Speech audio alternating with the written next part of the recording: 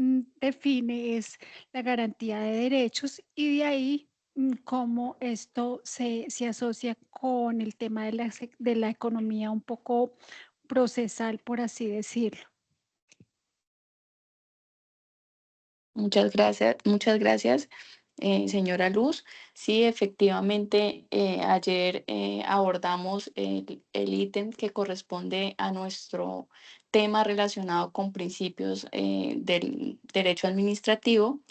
Eh, Mencionábamos que nuestro Código de Procedimiento Administrativo y de lo Contencioso Administrativo, conocido como el CEPACA, incorpora los principios a las actuaciones y procedimientos que cada autoridad administrativa o que cada particular que cumpla una función administrativa eh, debe acatar al momento de expedir un acto administrativo y que debe entenderse, decíamos que esos principios se relacionan con cada regla, es decir, que cada regla que nos trae nuestro Código de Procedimiento Administrativo debe leerse y aplicarse siempre a la luz de cada uno de los principios que nos trae la Constitución Política. Leíamos el artículo 209 de la Constitución Política, leíamos los principios que nos trae la Ley 489 del 98 y explicábamos que esos principios acompañan a cada una de las normas de la Ley 1437 o el CEPAC.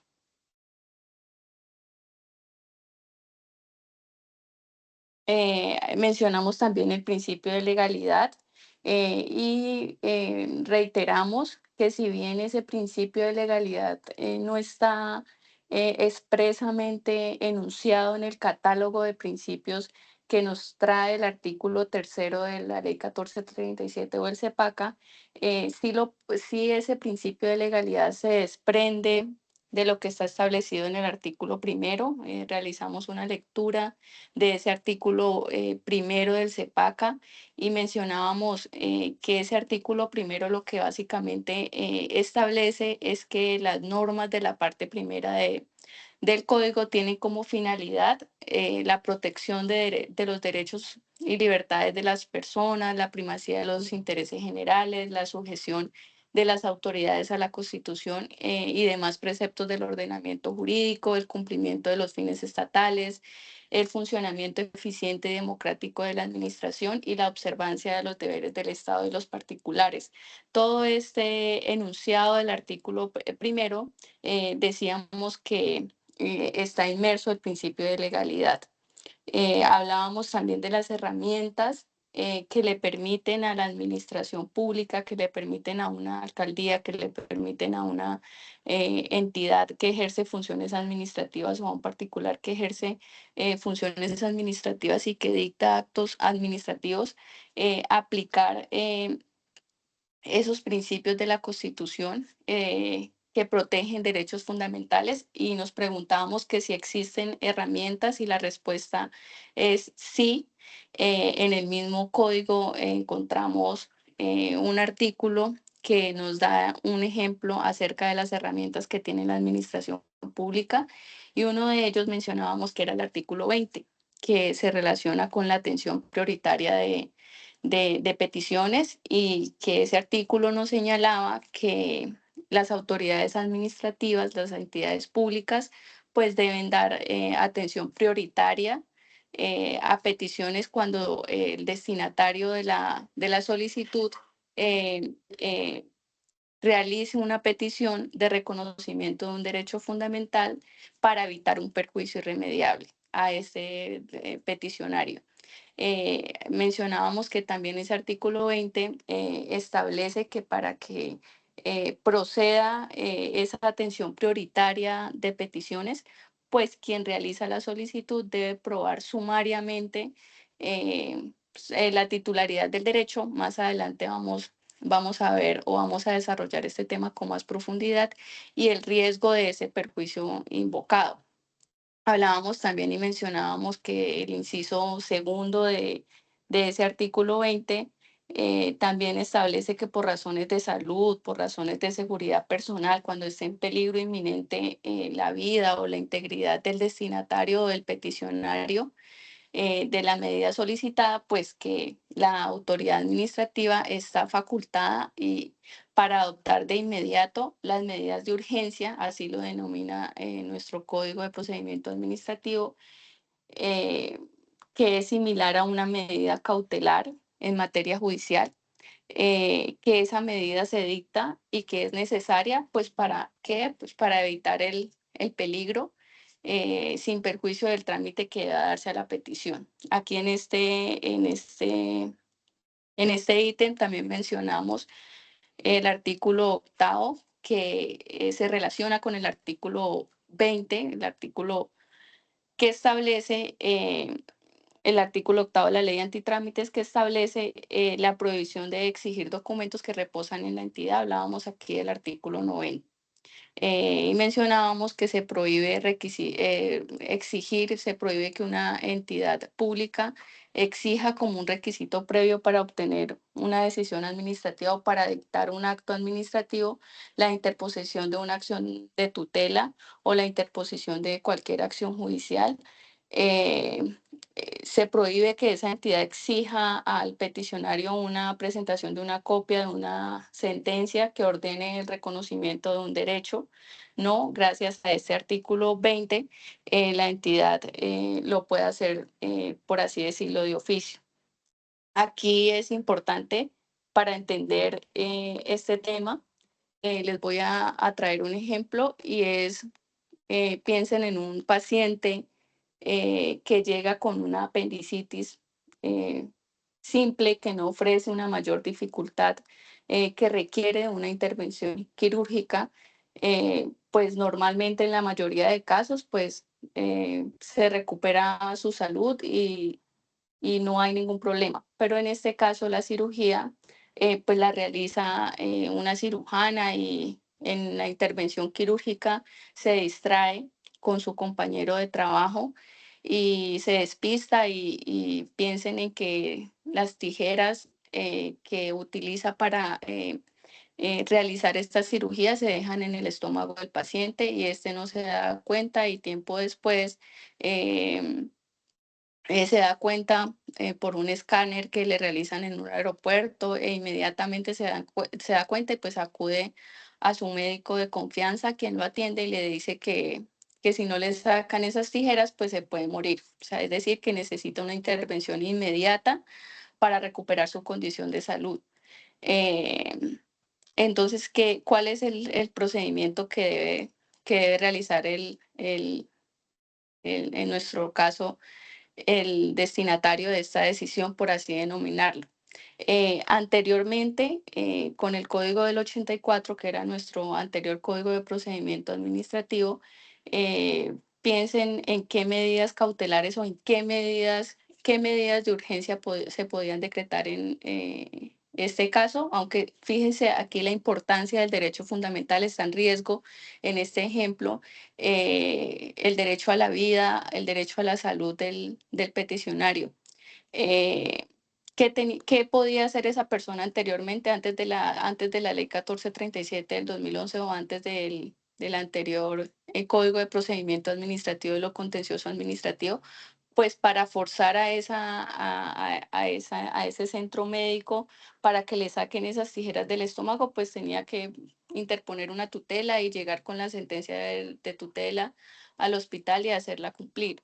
Esto para indicarles que pues hoy en día con esa disposición del artículo, con esa ley, con esa norma del artículo 20 de la ley 1437, se puede darle manejo a su caso y a partir de ese artículo 20, lo que se busca es que ese hospital le proteja los derechos fundamentales de manera urgente, ¿sí? Es decir, que antes de que se dicte la decisión de fondo, antes de que se dicte el acto administrativo, pues se adopte una medida de urgencia, una medida provisional para evitar un perjuicio irremediable, que en este caso pues es la vida del destinatario de esa decisión, perdón. ¿Qué más se podría adoptar a través de esta medida de urgencia? Pues que se le dispensen los tratamientos médicos urgentes para que no corra en riesgo su vida. Entonces, ¿qué impone ese artículo 20? En este caso, le impone la obligación a la administración, pues, de decretar las medidas de urgencia para proteger los derechos fundamentales en el procedimiento administrativo. Aquí es importante mencionar qué requisitos deben ser estudiados por parte de la autoridad pública, por parte de la entidad que ejerce funciones administrativas para decidir si se decretan o no esas medidas de urgencia. Recuerden que las medidas de urgencia o las medidas cautelares, como se denominan en materia judicial, se adoptan antes de que se emita una decisión de fondo, antes de que se dicte el acto administrativo. Entonces, la autoridad administrativa lo que debe realizar o lo que debe evaluar o lo que debe estudiar al momento de recibir una solicitud en la que en la que se requiera del decreto de medidas de urgencia para evitar un perjuicio irremediable, pues la doctrina nos ha dicho que son tres los requisitos que deben ser analizados siempre que vaya a ser un procedimiento de decretos de medida de urgencia, que son las mismas, repito, medidas cautelares establecidas en materia judicial, pero que acá en el procedimiento administrativo, en el procedimiento que nos trae la parte primera de nuestro CEPACA, lo denominamos o lo denomina así el artículo 20 como medidas de urgencia. El primer requisito que debe observar o que debe verificar la entidad pública lo ha denominado la doctrina como apariencia del buen derecho. ¿Qué significa este requisito? Que para que la autoridad que va a adoptar eh, la decisión para la entidad que va a adoptar ese acto administrativo, decidir si decreta o no la medida de urgencia, para esa autoridad debe ser claro desde el inicio de la actuación, o sea, desde la presentación del derecho de petición, que esa solicitud tiene vocación de prosperar, ¿sí? Que el peticionario tiene o es el titular del derecho que reclama y que amerita esa situación que se le dispense ese derecho que desde el inicio del procedimiento administrativo se evidencie que tiene todas las de ganar el peticionario, que cuando se presente la petición esté razonadamente fundamentada en derecho, que simplemente es esperar a que se emita el acto administrativo, que es solamente cuestión de tiempo para que para que se le dé la razón pues al destinatario de la decisión, al peticionario. Ese es el primer requisito que debe evaluar una entidad pública al momento de pronunciarse si es procedente o no una medida de urgencia. El segundo requisito es el riesgo de causación de perjuicio irremediable. O sea que si nos quedamos esperando a que se dicte la decisión administrativa de fondo, o sea, si esperamos a que se agote todo el procedimiento administrativo, todas las etapas del procedimiento administrativo que están establecidas en el CEPACA, si esperamos a que haya una decisión de fondo, muy seguramente esa decisión va a llegar tarde porque ya se ha consumado una situación irreversible. Piensen en el ejemplo que les acabé de indicar. Si esperamos a que el hospital adelante la actuación administrativa y dicte un acto administrativo de fondo, pues muy probablemente al señor que se le quedaron las tijeras en su estómago, pues ya se haya muerto en este caso. Eh, y el tercer requisito que nos trae la doctrina es que esa ponderación de los derechos e intereses en conflicto arroje como conclusión que para el interés general, que es uno también de los principios que rigen la actuación administrativa, es más beneficioso decretar la medida de urgencia o medida cautelar, como ustedes la quieran denominar, que negarla. Aquí es importante hacer uso del principio de proporcionalidad para resolver como ese choque entre esos principios, ese choque entre esos derechos fundamentales que se presentan en un caso concreto. Entonces, siempre que haya una medida cautelar o una medida de urgencia en caso del procedimiento administrativo, siempre vamos a tener como un enfrentamiento de derechos de un lado, en nuestro caso del señor de las tijeras, piensen en que si en una balanza, si se ordena por parte de la administración pública que adopte una medida de urgencia, una medida de intervención quirúrgica, el bien jurídico que se afecta, pues es el patrimonio público, es el patrimonio público, el interés general. Pero ese patrimonio público que salta a la vista y de otro lado de la balanza tenemos eh, el derecho a la vida, el derecho a la salud del peticionante.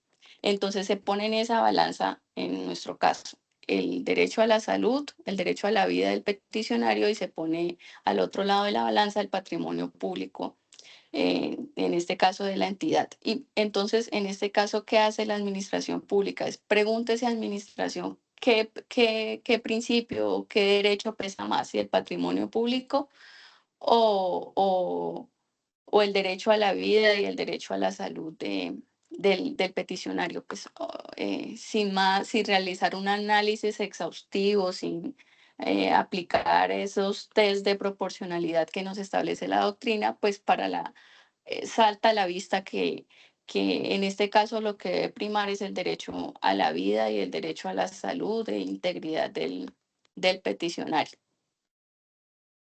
Este tipo de análisis que se exige realizar por parte de la administración pública, fíjese que el artículo 20 deja claro eh, que la administración a través de ese procedimiento administrativo es un escenario propicio, eficaz para proteger derechos fundamentales. No es solamente leer el artículo primero y enunciarlo dentro de los fundamentos o dentro de lo que debe contener un acto administrativo, sino que también nos da herramientas. También nos dan mecanismos que constituyen polo a tierra que le dice a la autoridad administrativa que va a adoptar una decisión. Usted tiene cómo proteger esos derechos fundamentales en el ejercicio cotidiano de las funciones administrativas y no debe esperar a que el ciudadano interponga una acción de tutela, no debe esperar a que el, a que el destinatario de la decisión, a que el peticionario, al que está interesado en iniciar esa actuación administrativa, acuda ante un juez para que se le hagan efectivos sus derechos, sino que usted como administración pública también lo puede hacer. Eh, y en ese sentido, pues no debe judicializar asuntos que están al alcance de la administración pública y que puede resolver directamente. Es decir, que esas exigencias aquí en la aplicación de este principio de legalidad y en la aplicación del artículo primero de la ley 1437 en esa legalidad teleológica, aquí todos salen ganando, sale ganando la administración porque respeta por fin los mandatos de la Constitución política y esos elementos que hacen parte de la legalidad teleológica. eh, Gana el juez de tutela porque no se congestiona con interposiciones de tutela y gana también el, el ciudadano o el peticionario que está interesado en que se le dicte el acto administrativo y que está interesado en que se le resuelva y que se le garantice sus principios y sus derechos fundamentales. ¿Hasta aquí alguna pregunta? No, señora.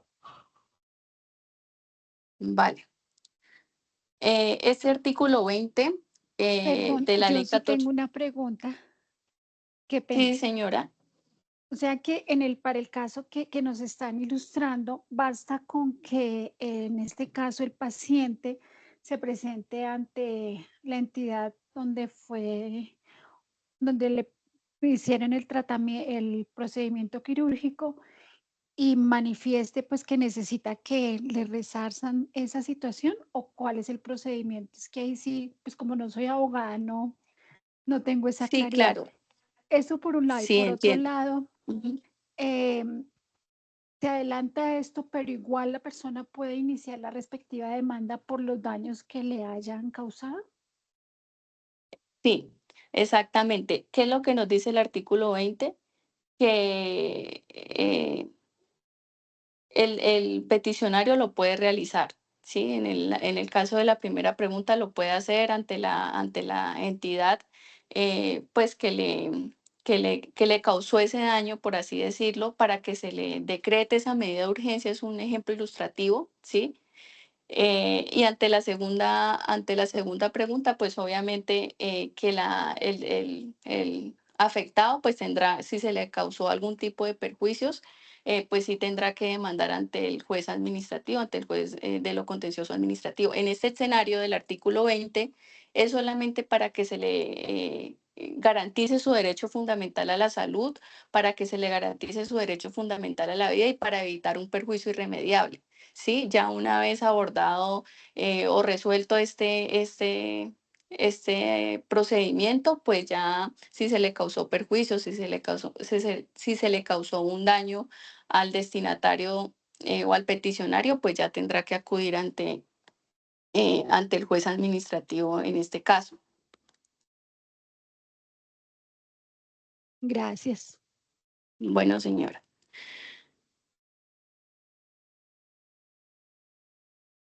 Entonces, les voy a hacer una pregunta que, que resulta, por así decirlo, obvia. ¿Ustedes creen que resulta viable que esa autoridad administrativa decrete de oficios en sede administrativa ese tipo de medidas cautelares o ese tipo de medidas de urgencia? ¿Qué quiere decir de oficio? O sea, que lo haga sin necesidad de que el peticionario lo solicite. ¿Ustedes qué consideran? Pues yo considero, doctora, que sí es pertinente para la autoridad administrativa realizar esas acciones sin necesidad que el peticionario eleve la petición pues a un rango superior, debido a que todos ganan todas las partes, porque se van a descongestionar despachos judiciales, se va el paciente, como en este caso, pues va a tener su mejoría y la autoridad va a remediar algo que pudo haber hecho bien, pero en su momento no se hizo de la mejor manera. Listo, perfecto. Gracias, James. ¿Alguien más que nos quiera responder esa pregunta?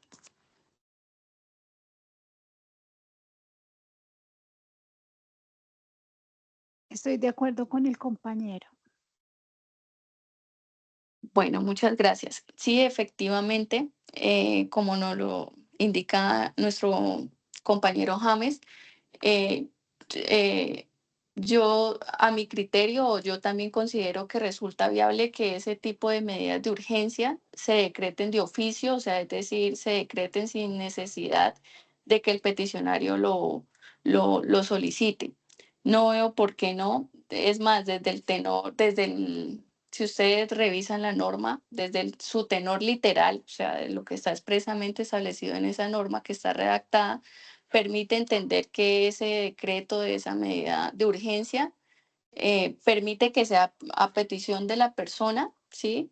La persona interesada como iniciativa de un tercero o de oficio por parte de la administración. Vuelvo y repito, para los que no son abogados, de oficio por parte de la administración significa que yo como entidad pública adopto la decisión sin necesidad de que en el derecho de petición la persona interesada me diga, mire, entidad, necesito que por favor decrete esta medida de urgencia antes de que se emita el acto administrativo, porque si me espero a que el acto administrativo eh, se expida, pues muy probablemente se me va a causar un perjuicio irremediable, ¿sí? Pero además, como lo decía, la administración lo puede realizar a mutuo propio, aunque no se lo proponga el administrado. Que además piensen ustedes que la mayoría de veces es alguien que no es abogado, ¿sí? Es una persona común y corriente que le solicita a la administración pública, que le pone de presente su caso a la entidad pública, que le pone de presente por ejemplo, piensen en el ejemplo que abordamos la clase anterior, en el campesino que es amenazado por una banda criminal, que solicita a la administración que de manera urgente eh, le conceda una medida de protección para salvaguardar su vida. ¿Sí? En este caso, la persona no es abogado, la persona no, pues no conoce de ese artículo 20 y en el caso de que no se relacione en ese derecho de petición, pues consideraría que la administración pública, que la entidad pública sí lo puede hacer de oficio. ¿Por qué? Pues precisamente por lo que estamos hablando, porque con fundamento o con base o de acuerdo a ese artículo primero de la ley 1437, lo que le impone ese artículo primero a la administración pública es aplique principios, aplique derechos fundamentales en el procedimiento administrativo. ¿Qué es lo que tiene como propósito usted, administración pública, al al instruir una actuación administrativa? Pues proteger principios constitucionales. Ahora la pregunta es, ¿quién puede controlar que esas medidas de urgencia que se decretan dentro de una actuación administrativa se cumplan? Fíjese que en la mayoría de casos, eh, la misma autoridad que decreta o que dicta esa medida de urgencia es que tiene el alcance para asegurar que esa medida sea efectiva, que se logre su aplicación. Eh, que en caso de que no se logre su aplicación, pues consideraríamos que está infringiendo normas del mismo Código de Procedimiento Administrativo de lo contencioso administrativo y procedería incluso una falta disciplinaria para esa autoridad que se rehúsa de pronto a cumplir esa medida de urgencia. ¿Hasta aquí alguna pregunta?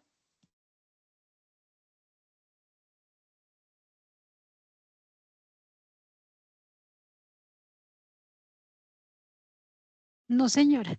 Señora, Bueno, vale.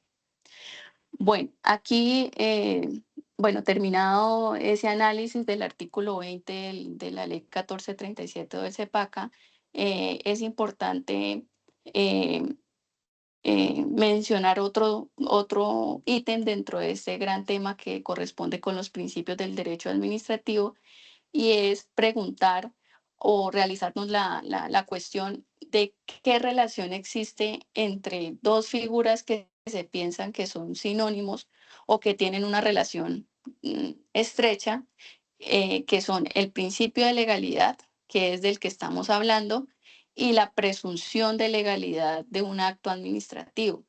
Y aquí es importante remitirnos para lograr esta respuesta, es importante remitirnos al artículo 88 de la ley 1437 o del CEPACA. Por favor, alguien que me quiera colaborar leyéndolo.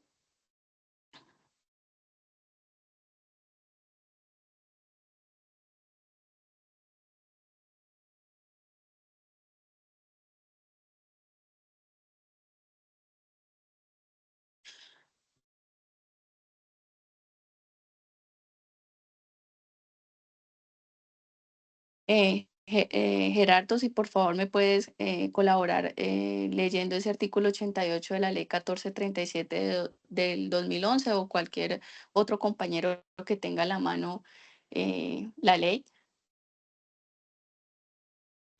por acá tengo el artículo. Buenas noches. Por acá tengo el Buenas artículo. noches.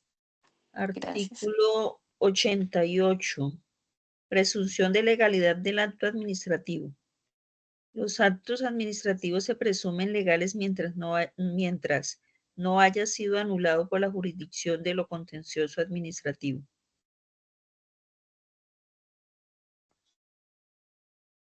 ¿Ahí termina o sigue?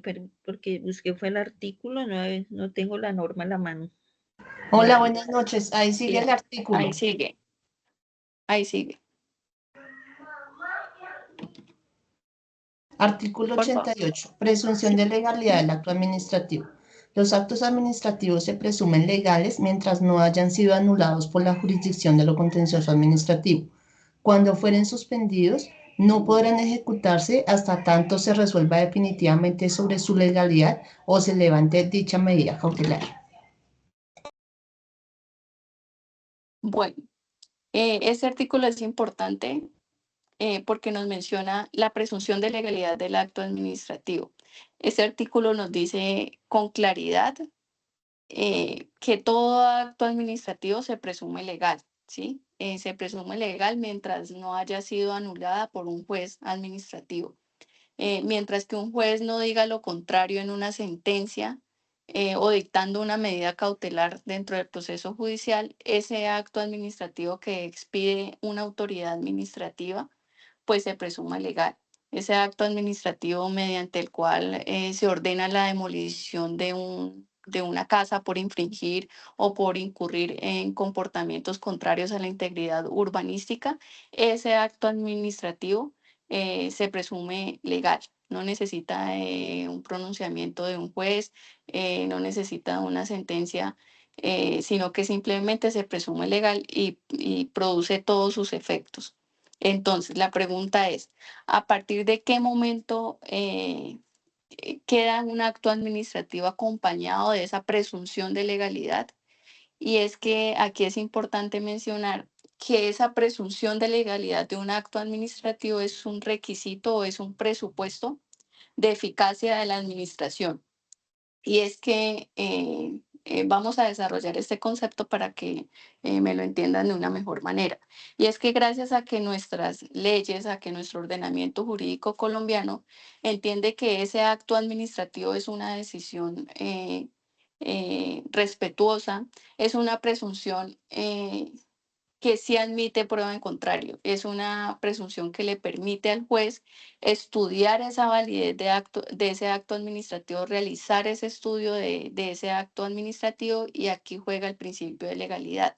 Es que cuando la decisión se demanda, o sea, ese acto administrativo se demanda y el juez se pronuncia, las autoridades están autorizadas para materializar su contenido. Presunción de legalidad, es importante indicar que no se puede utilizar como sinónimo. La presunción de legalidad y principio de legalidad no se utilizan como sinónimos. Si bien, como lo indicamos, ese principio de legalidad no está expresamente establecido en el artículo tercero en donde está en el catálogo de los principios que deben regir el procedimiento administrativo, es evidente que el artículo primero de la misma ley 1437 lo describe de manera clara. Entonces, ¿esto para qué indicarles? Esto es para manifestarles o para preguntar desde cuándo ese acto administrativo que se presume legal queda revestido de esa característica. O sea, desde cuándo un acto, cuándo yo como ciudadano puedo entender que un acto administrativo se presume legal. Y presunción de legalidad es la presunción de legalidad, esa es la palabra clave. Y la palabra clave aquí a utilizar es firmeza. O sea, es decir, que no basta con que un acto administrativo se expida, sino que se necesita de la firmeza de ese acto para que se pueda ejecutar.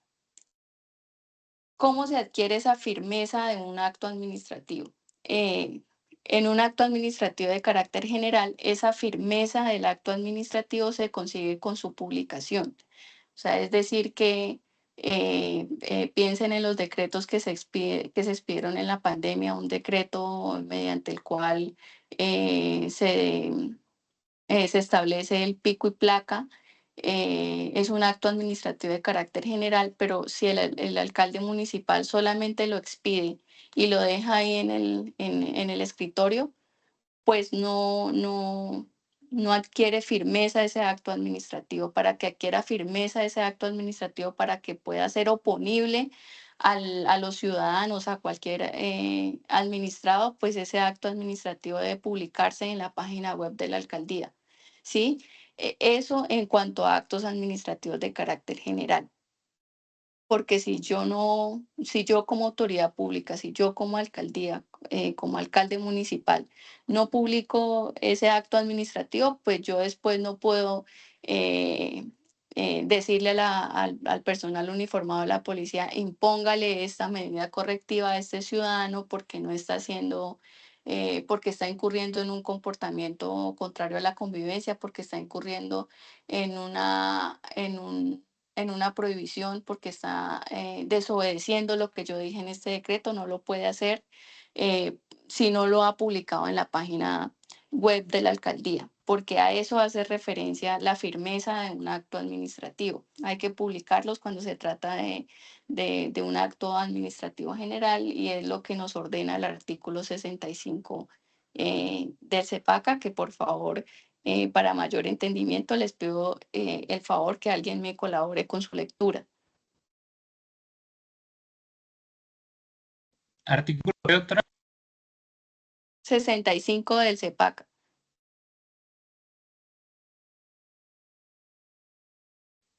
Dice, deber de publicación de los actos administrativos de carácter general. Los actos administrativos de carácter general no serán obligatorios mientras no hayan sido publicados en el Diario Oficial o en las gacetas territoriales según el caso. Cuando se trate de actos administrativos electrónicos a que se refiere el artículo 57 de esta ley, se deberán publicar en el Diario Oficial o Gaceta Territorial conservando las garantías de autenticidad, integridad y disponibilidad. Las entidades de la Administración Central y Descentralizada de los entes territoriales que no cuenten con un órgano oficial de publicidad podrán divulgar esos actos mediante la fijación de avisos, la distribución de volantes, la inserción en otros medios, la publicación en la página electrónica o cualquier canal digital habilitado por la entidad o por bando, en tanto esos medios garanticen amplia divulgación. Las decisiones que pongan término a una actuación administrativa iniciada con una petición de interés general se comunicarán por cualquier medio eficaz. En caso de fuerza mayor que impida la publicación en el Diario Oficial, el Gobierno Nacional podrá disponer de la misma que haga sus veces de un medio masivo de comunicación eficaz. Parágrafo. También deberá publicarse los actos de nombramiento y los actos de elección distintos a los del voto popular.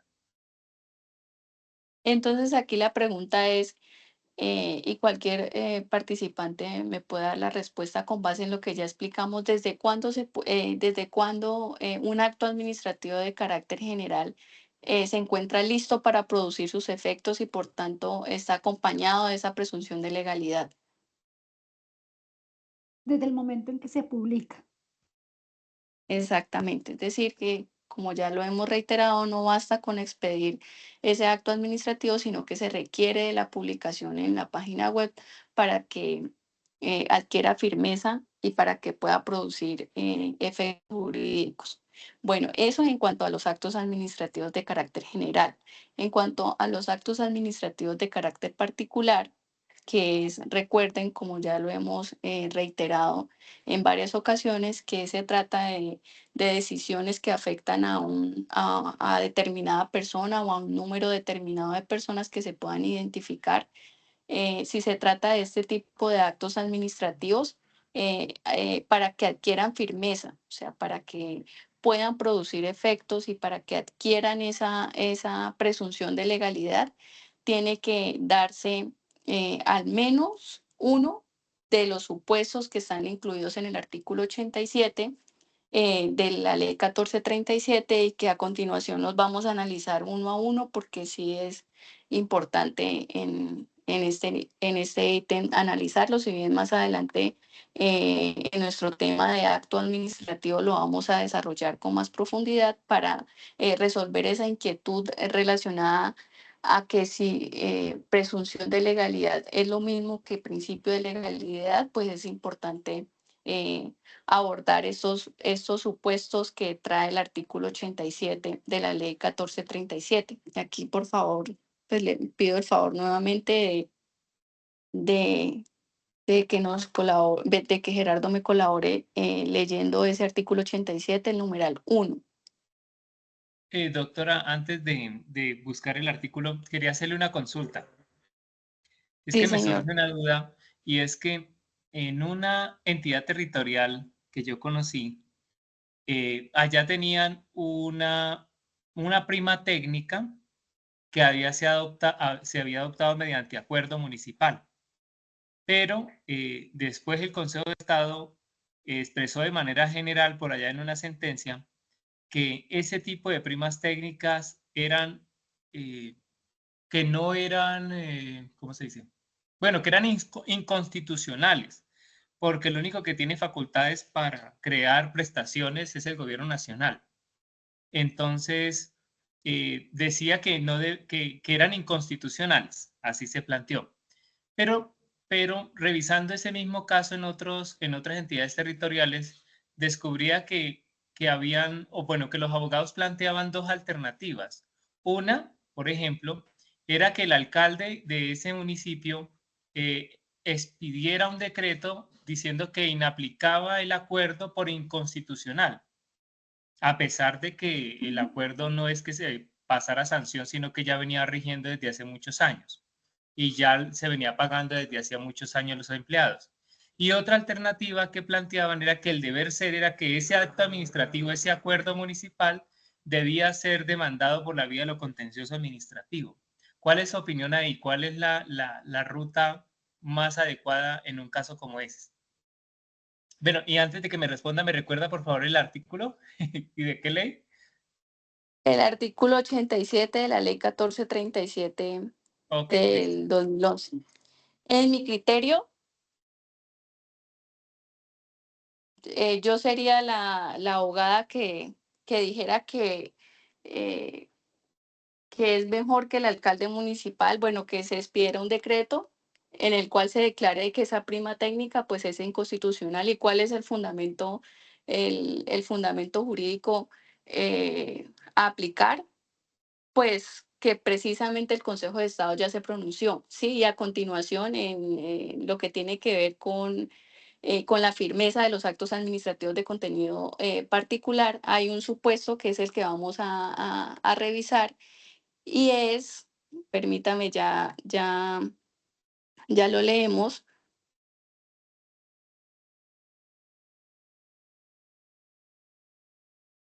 ¿procedo a leer el 87? Sí, sí, señor. Ah, bueno, ok. Dice firmeza de los actos administrativos. Los actos administrativos quedarán en firme. Primero, cuando contra ellos no proceda ningún recurso desde el día siguiente al de su notificación, comunicación o publicación según el caso.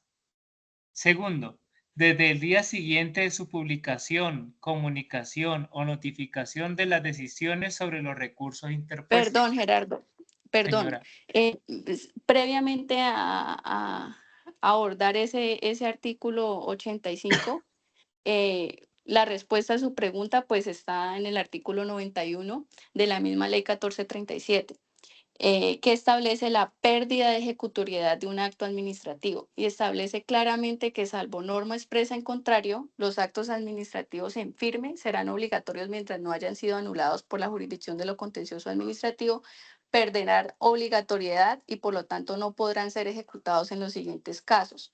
Primero, cuando sean suspendidos provisionalmente sus efectos por la jurisdicción de lo contencioso administrativo, que en este caso pues no aplica, que no se aplicaría lo dispuesto en el numeral segundo del artículo 91, que es cuando desaparezcan sus fundamentos de hecho o de derecho, ¿sí?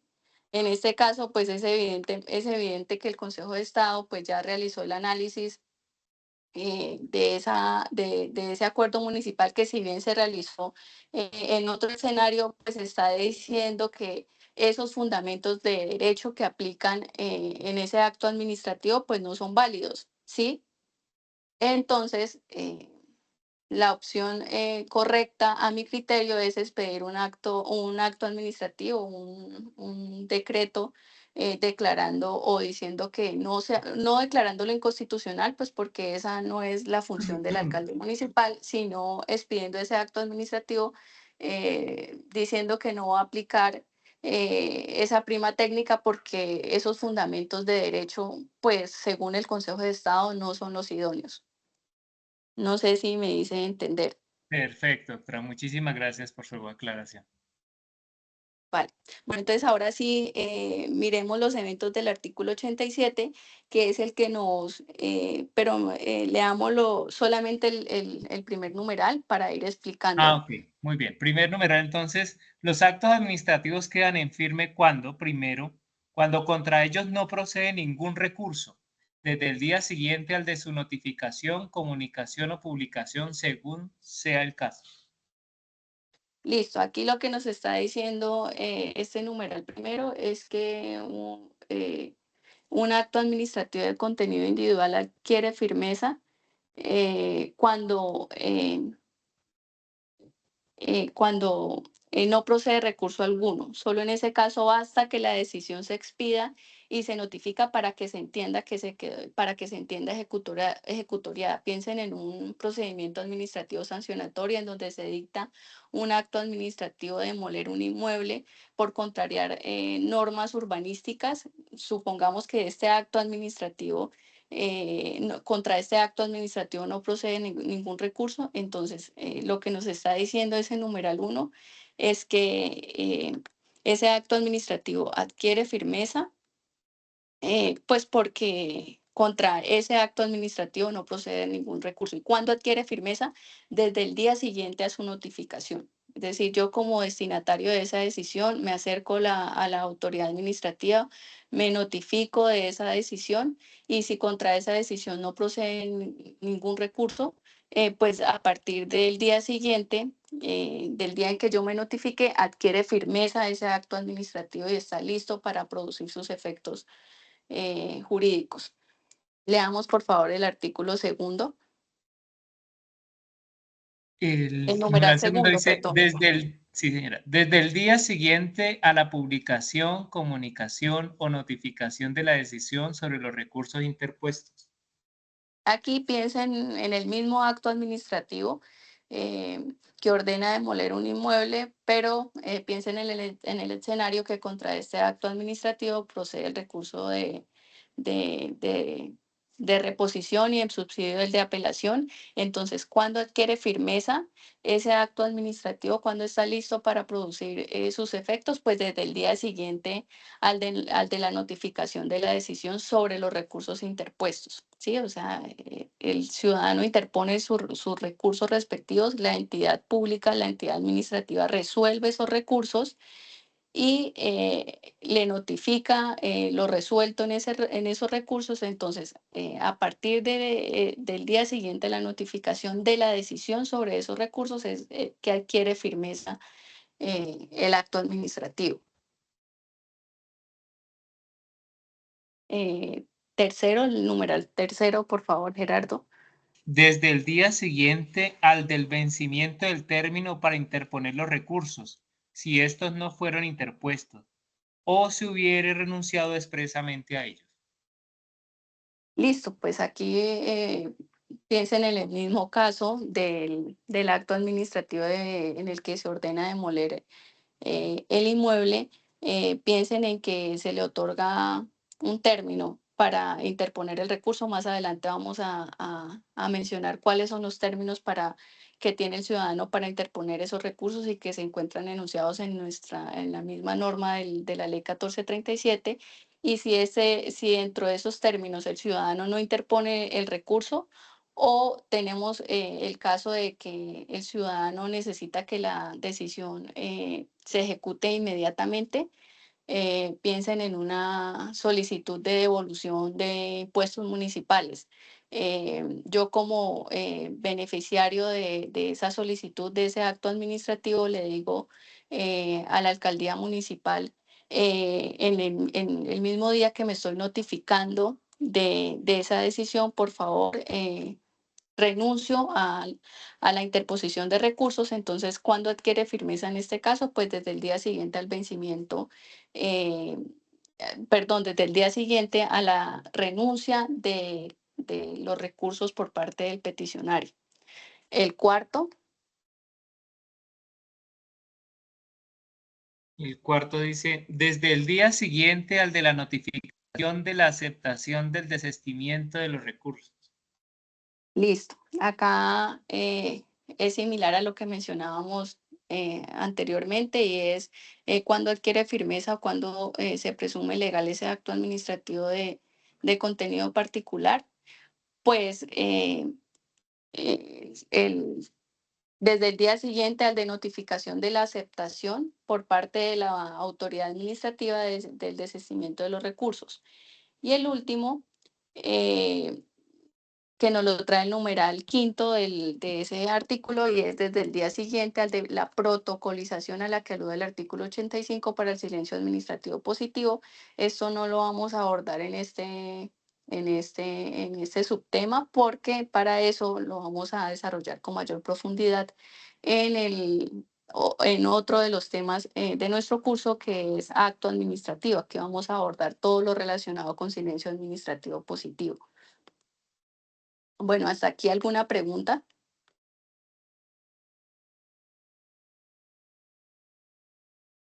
No, señora. Bueno, entonces, si se da cualquiera de los anteriores supuestos que Gerardo nos acabó de leer, eh, el acto queda en firme y adquiere la característica de ejecutoriedad. ¿Sí? Si se da cualquiera de estos supuestos, un acto administrativo de carácter particular y concreto adquiere esta característica, y aquí es importante leer el artículo 89. También, por favor, Gerardo, colabórame leyéndolo. Sí, señora. Artículo 89. Carácter ejecutorio de los actos expedidos por las autoridades. Salvo disposición legal en contrario, los actos en firme serán suficientes para que las autoridades, por sí mismas, puedan ejecutarlos de inmediato. En consecuencia, su ejecución material procederá sin mediación de otra autoridad. Para tal efecto podrá requerirse, si fuere necesario, el apoyo o la colaboración de la Policía Nacional. Listo, vean que una vez cumplido con esos supuestos de ese artículo 87 de la ley 1437, la autoridad administrativa que expidió ese acto administrativo, en el ejemplo que acabamos de exponer, esa autoridad administrativa que, que expidió ese acto administrativo mediante el cual se ordena la demolición de un inmueble por contrariar o por ir en contravía de normas urbanísticas. Para ejecutarlo, pues no necesita que otra autoridad le diga ejecútelo, ¿sí? Y en este caso, simplemente, si fuera necesario, pues se pide colaboración de la Policía Nacional. Acá en este caso, pues el inspector de policía, que es la autoridad administrativa que expidió ese acto administrativo mediante el cual se ordena la demolición, si la persona no ejecuta esa medida correctiva, si la persona no demuele esa casa, ese inmueble que está contrariando normas urbanísticas, pues lo que hace generalmente, o lo que hace una alcaldía generalmente, o lo que hace el inspector de policía generalmente, es pedirle apoyo a planeación municipal para que ejecute la orden que se impartió sin necesidad de otra actuación. A eso hace referencia el carácter ejecutorio de los actos administrativos expedidos por las autoridades. Esto, o sea, toda esta explicación es para indicarles nuevamente, para reiterarles que el principio de legalidad y presunción de legalidad de un acto administrativo, que si bien se piensa que son sinónimos, pues no se relacionan, ¿sí? Presunción de legalidad hace referencia, presunción de legalidad del acto administrativo hace referencia a todo lo que ya indicamos relacionado con los actos administrativos de carácter general, y los relacionados con los actos administrativos de carácter individual. Y el principio de legalidad, pues es el que se desprende del artículo primero de la ley 1437, y es que lo que se pretende con ese principio de legalidad es que una autoridad administrativa, en el momento de expedir un acto administrativo, el procedimiento, pues debe respetar los derechos fundamentales, debe respetar los principios de esa persona que se vaya a ver afectada con la decisión. Eh, Aquí cerramos este tema y pues por ende cerramos la clase del día de hoy, y dejo este espacio de 5 o 10 minutos que nos quedan para resolver preguntas, o si alguien tiene un aporte que realizar, pues lo pueda realizar.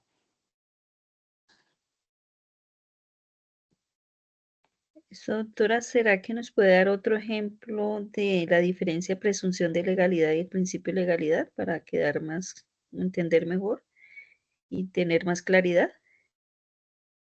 Gracias. Sí, la presunción de legalidad de un acto administrativo hace referencia eh, al, a que el acto administrativo se pueda ejecutoriar, ¿sí? Eh, eh, Piensen en un acto administrativo por medio del cual se concede una licencia urbanística, ¿sí? O piensen en un acto administrativo mediante el cual se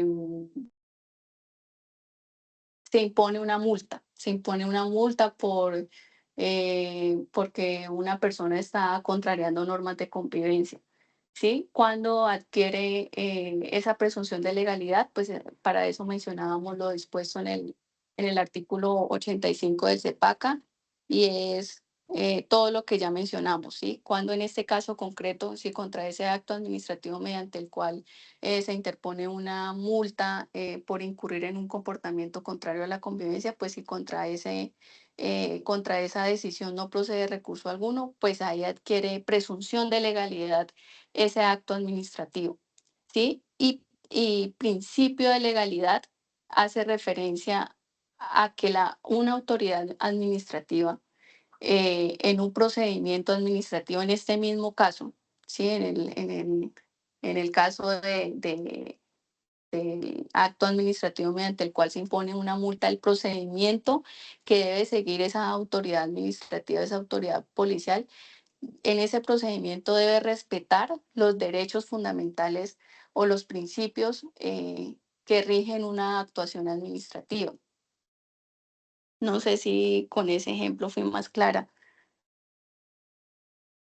Sí, señora, muchísimas Eso para gracias. indicar evidentemente que principio de legalidad y presunción de legalidad, pues de un acto administrativo no se relacionan. Otra persona que desee realizar alguna pregunta o realizar algún aporte.